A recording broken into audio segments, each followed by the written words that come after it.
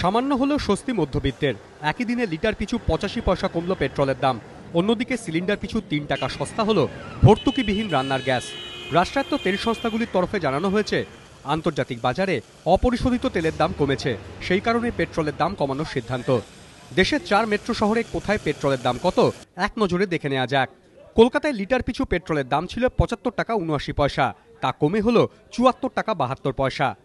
দিল্লিতে পেট্রোলের দাম ছিল 68 টাকা 31 পয়সা, নতুন দাম 67 টাকা 29 পয়সা। মুম্বাইয়ে লিটার প্রতি পেট্রোলের দাম ছিল 75 টাকা 21 পয়সা, কমে হলো 74 টাকা 14 পয়সা। একইভাবে চেন্নাইয়ে প্রতি লিটার পেট্রোলের দাম ছিল 71 টাকা 42 পয়সা, কমে হলো 70 টাকা 34 পয়সা।